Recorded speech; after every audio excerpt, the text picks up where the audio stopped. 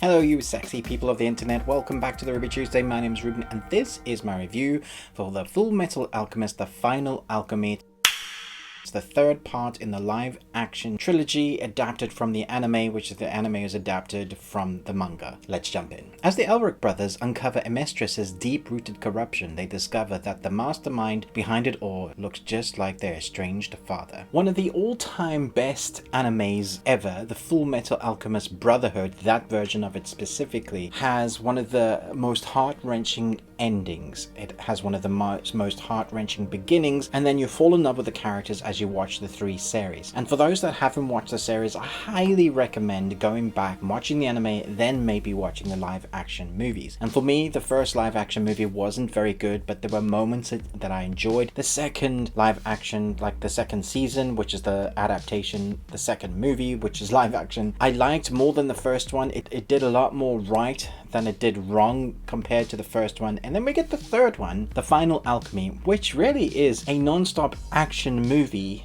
apart from some exposition that the characters spout off. And so you have a mixture of CG fest, which is terrible, like just awful in parts. In the other half, it's pretty damn good in parts. So you have this weird mix of amalgamation of how they were trying to do homunculus. Some homunculuses just look like a PS2 game version that they just didn't know what to do with that character or how really to translate it into a live action. And then we have the actual alchemy between the lightning of Scar and even Father. You know, their mutations or the alchemy that they use looks pretty damn good on screen. And then we have the two brothers with their hairstyles that's not quite blonde, as more looks like reddish. So there are things that work, there are things that don't. One of the characters that I really love needed to have really thick dreads and had small dreads. So there's things that if you love the anime, it's going to stand out to you and go, oh, that's not quite right. But if you are a person that is able to put aside your feelings for the anime and just kind of see that they're nodding towards loving the anime itself and trying to do as much as they can justice while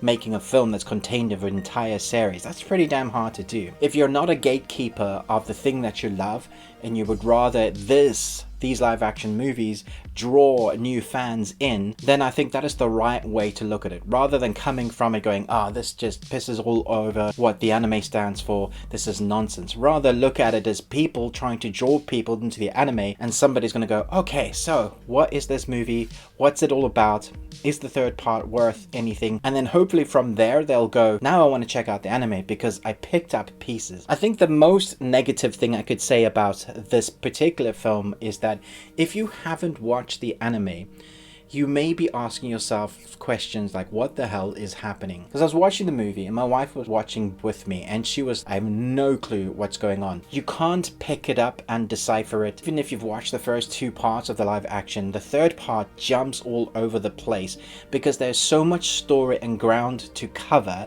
There's so much going on with each of the characters that's why the series works really well, because you follow Envy, you follow Alphonse, you follow Edward as they go their separate routes, because the arc is doing this massive draw around, drawing all the stories back together at the end where we have our big climax. This movie is unable to show that. Rather, it's jumping from character to character, and sometimes you were able to follow it, and sometimes you'll be asking yourself, what the hell? Why is it skipping to that moment? But I feel like I've missed something. And I think if you watch the anime, you can go, oh, that was pretty good, because you understand. You can fill in the blanks, the missing parts to the film. But if you're coming to it afresh, I doubt very much that you'll understand the whole film. You'll be asking yourself, but why did they do that? Why did the character do that? There are moments like that you'll probably be asking yourself that. So I thought that was probably the biggest mistake. Now, what it did right is some of the character motivation, some of the emotion is there. The ending, I was very impressed with how they handled it. When coming into this film, you know that you're in for the big action set pieces.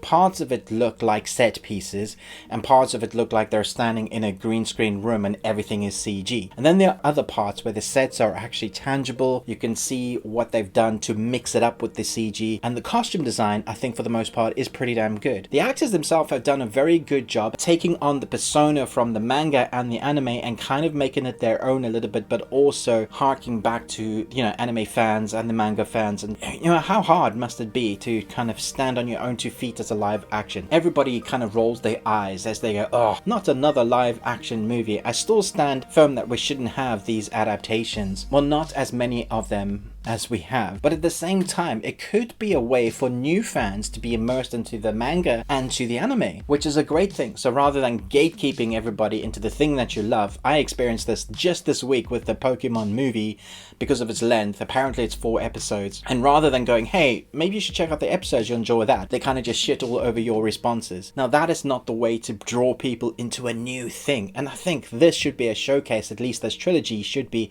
a showcase for why the anime is so good. So on reflection, I think this movie did really good. The score, the acting, the dialogue was much better. In parts it was really cringy, but that's the same with the anime. But it held an emotional gut punch at the end, exactly like it should.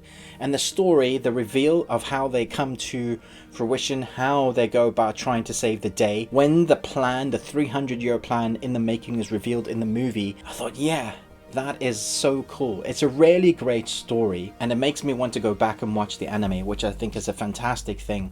Probably will go and start watching that again, probably for the 4th time. Let me know which of the characters stood out to you as being, if you've watched the anime, the best adaptation, and what were you hoping to see more of? Did you enjoy this 3rd part? Which part did you enjoy the most of? Do you think they should have made these, or they should have just left it alone? I'm going to give this 3.5 Nicolas Cages out of 5. I'm like a prickly pear. I'm aware I'm probably giving it a higher score than I should, but I can't deny that I did enjoy it. It took me a while to get into it, but once I was into it, reading the subtitles, seeing the characters that I love on screen, reminding me of my favorite moments from the anime, then I was in it. So I didn't mind the bad CG. When it was good, I was there for it. Let me know your thoughts down below. Thanks so much for watching, but most of all, until next time, remember, live long and Tuesday.